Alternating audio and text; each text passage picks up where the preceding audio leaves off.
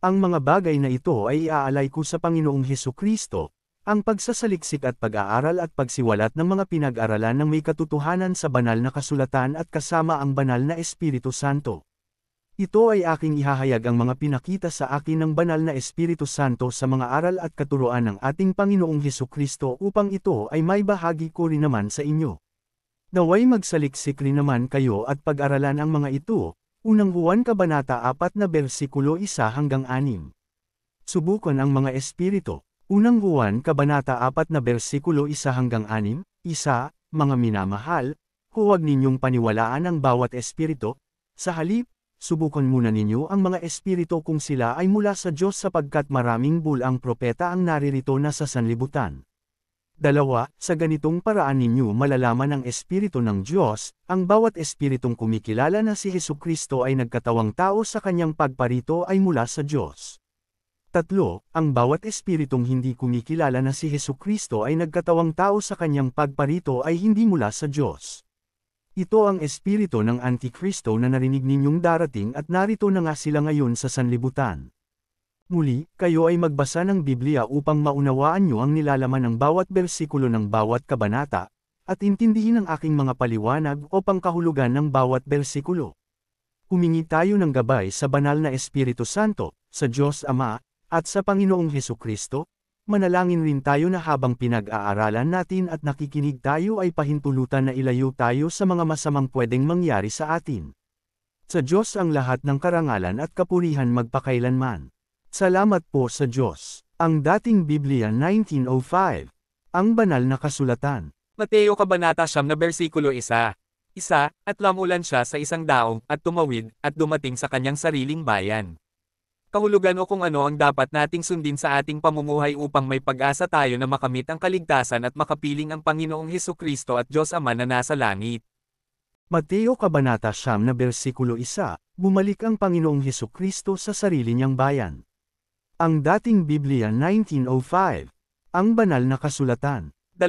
At narito, dinala nila sa kanya ang isang lumpo, na nakahiga sa isang haigaan, at nang makita ni Jesus ang kanilang pananampalataya, ay sinabi sa lumpo, "Anak, laksan mo ang iyong loob, ang iyong mga kasalanan ay ipinatatawad na."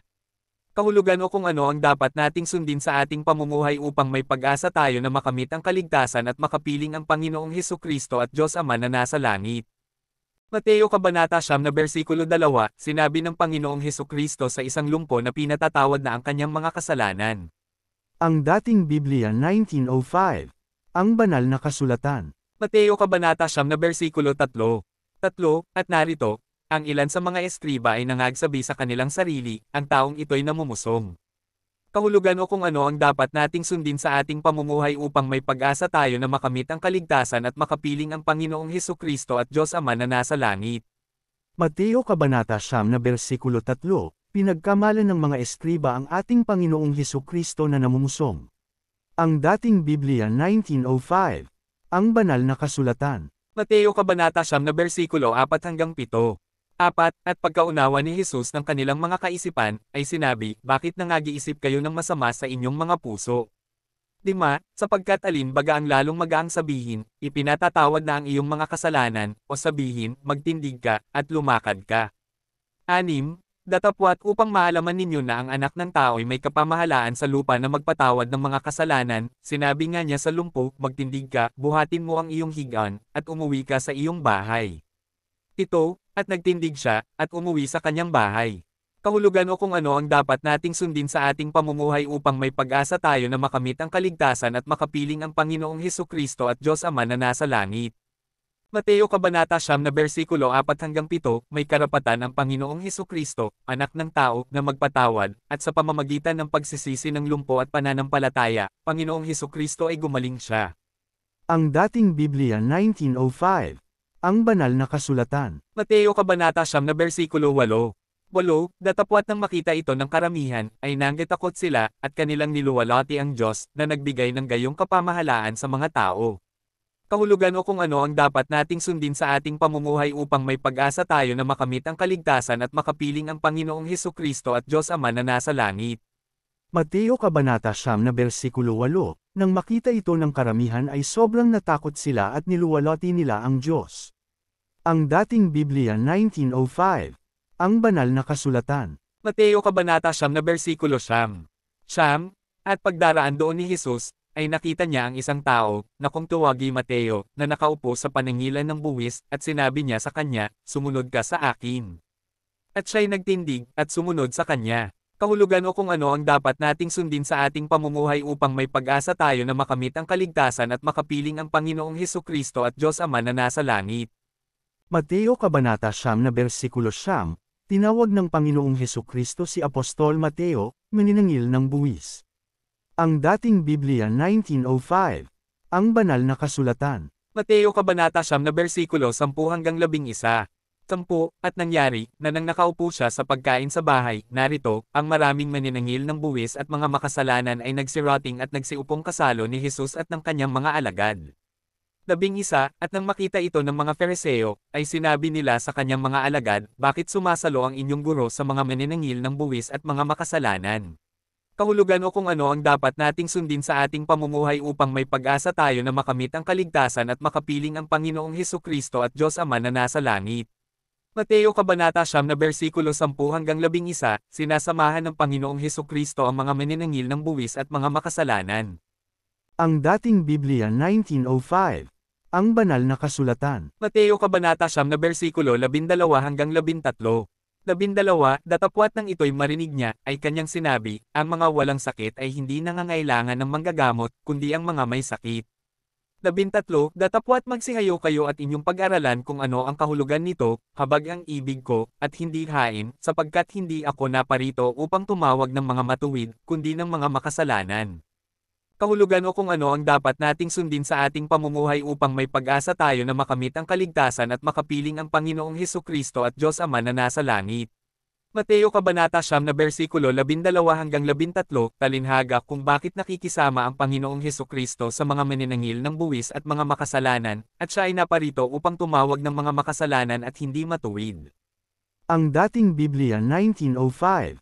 Ang banal na kasulatan. Mateo Kabanata 9 na bersikulo 14 hanggang 15. 14, nang magkagayoy nagsilapit sa kanya ang mga alagad ni Juan, na nangagsabi, bakit kami at ang mga Fariseo ay nangagaayunong madalas, datapwat hindi nangagaayuno ang mga alagad mo. 15, at sinabi sa kanila ni Jesus, mangyayari bagang mangagluksa ang mga abay sa kasalan, samantalang ang kasintahang lalaki ay kasama nila. Datapwat darating ang mga araw, na ang kasintahang lalaki ay aalisin sa kanila, at kung magkagayoy mangagaayuno sila. Kahulugan o kung ano ang dapat nating sundin sa ating pamumuhay upang may pag-asa tayo na makamit ang kaligtasan at makapiling ang Panginoong Hesukristo at Diyos Ama na nasa langit. Mateo Kabanata 9 na bersikulo 14 hanggang 15, maaaring mag-ayuno kapag meron kang hihilingin sa araw na iyon or hihingi ka ng kapatawaran sa iyong mga kasalanan sa pag-aayuno mong yun. Ang dating Biblia 1905. Ang banal na kasulatan. Mateo Kabanata 9 na bersikulo 16.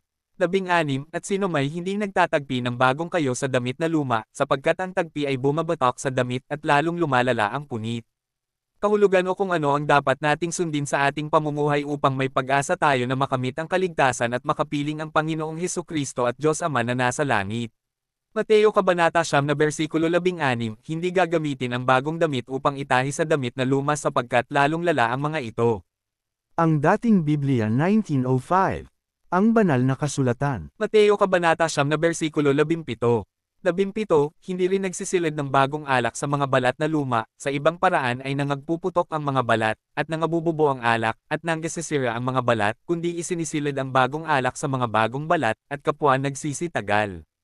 Kahulugan o kung ano ang dapat nating sundin sa ating pamumuhay upang may pag-asa tayo na makamit ang kaligtasan at makapiling ang Panginoong Hesukristo at Diyos Ama na nasa langit. Mateo Kabanata 9 na bersikulo 17, hindi ilalagay ang bagong alak sa lumang lagayan sapagkat masisira ang laman ng alak o mapapanis ang mga ito.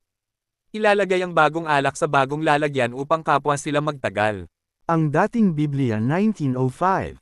Ang banal na kasulatan. Mateo Kabanata 9 na bersikulo 18 hanggang 19. 18, samantalang sinasalita niya ang mga bagay na ito sa kanila, narito, dumating ang isang pinuno, at siya'y sinamba, na nagsasabi, kamamatay pa lamang ng aking anak na babae, datapwat halina at aipatong mo ang iyong kamay sa kanya, at siya'y mabubuhay. 19, at si Jesus ay nagtindig, at sumama sa kanya, pati ng kanyang mga alagad. Kahulugan o kung ano ang dapat nating sundin sa ating pamumuhay upang may pag-asa tayo na makamit ang kaligtasan at makapiling ang Panginoong Hesukristo at Diyos Ama na nasa langit. Mateo Kabanata 9 na versikulo 18-19, nakiusap ang pinuno na sumama ang Panginoong Hesukristo sa kanya upang muling buhayin muli ang kanyang anak na babae. Nabuhay ang kanyang anak na babae dahil sa kanyang pananampalataya sa Panginoong Hesukristo. Ang dating Biblia 1905. Ang banal na kasulatan. Mateo Kabanata 9 na versikulo 20-22. 20 at narito, isang babaeng inaagas ang may 12 taon na, ay lumapit sa kanyang likuran, at hinipo ang laylayan ng kanyang damit. 21 sapagkat sinabi niya sa kanyang kalooban, kung mahipo ko man lamang ang kanyang damit, ay gagaling ako.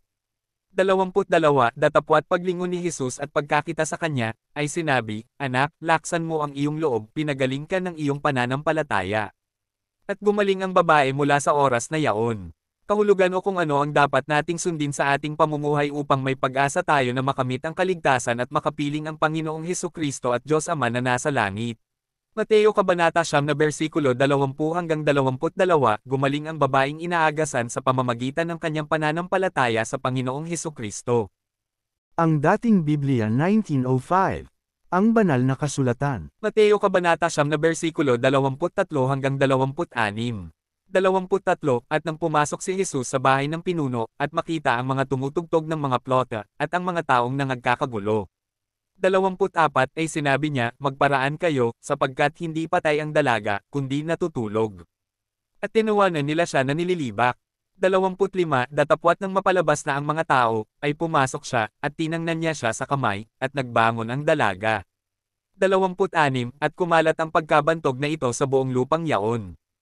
Ang dating Biblia 1905. Ang banal na kasulatan. Mateo Kabanata 9 na versikulo 27-29. 27 at pagkaraan doon ni Jesus ay sinundan siya ng 2 lalaking bulag, na nangagsisisigaw, at nangagsasabi, Mahabag ka sa amin, ikaw na anak ni David. 28 at nang pumasok siya sa bahay, ay nagsilapit sa kanya ang mga lalaking bulag, at sinabi sa kanila ni Jesus, Nagsisisampalataya baga kayo na magagawa ko ito. Tinabi nila sa kanya, Oo, Panginoon. 29 nang magkagayoy kanyang hinipo ang mga mata nila, na sinasabi, Alinsunod sa inyong pananampalataya ay siyang mangyari sa inyo.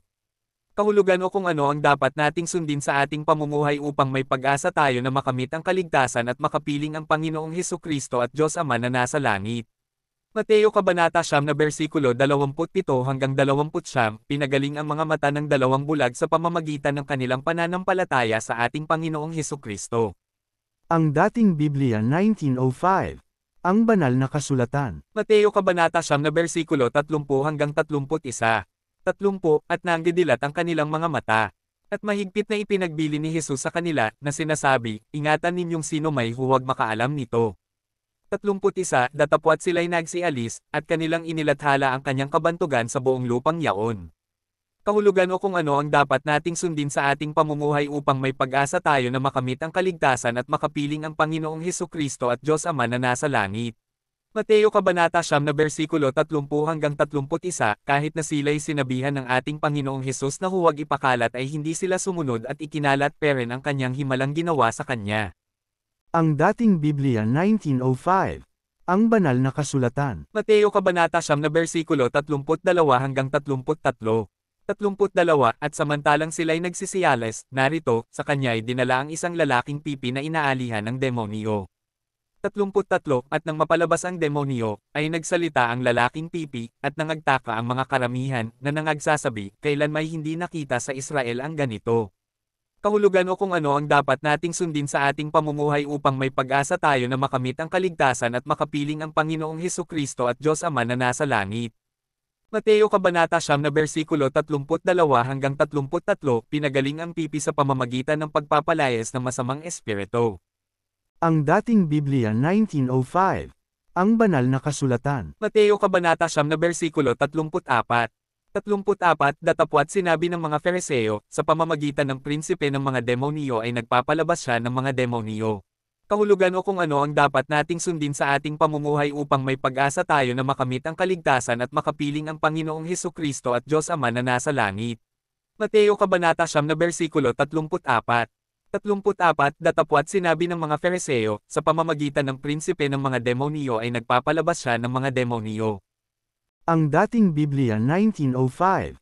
Ang banal na kasulatan. Mateo Kabanata 9 na versikulo 35. 35 At nililibot ni Jesus ang lahat ng mga bayan at mga nayon, na nagtuturo sa mga sinagoga nila, at ipinangangaral ang ebanghelyo ng kaharian, at pinagagaling ang sari-saring sakit at ang sari-saring karamdaman. Kahulugan o kung ano ang dapat nating sundin sa ating pamumuhay upang may pag-asa tayo na makamit ang kaligtasan at makapiling ang Panginoong Hesukristo at Diyos Ama na nasa langit. Mateo Kabanata 9 na versikulo 35, nangangaral ang Panginoong Hesukristo sa bawat palibot ng lahat ng mga bayan, nagpapagaling ng mga may sakit at nagpapalayas ng masamang espiritu. Ang dating Biblia 1905. Ang banal na kasulatan. Mateo Kabanata 9 na versikulo 36 hanggang 38. 36 Datapwat nang makita niya ang mga karamihan, ay nahabag siya sa kanila, sapagkat pawang nangahahapos at nangangalat, na gaya ng mga tupa na walang pastor. 37 Nang magkagayoy sinabi niya sa kanyang mga alagad, katotohanay ang aanihin ay marami, datapwat kakaunti ang mga manggagawa. 38 Idalangin nga ninyo sa Panginoon ng aanihin, na magpadala siya ng mga manggagawa sa kanyang aanihin.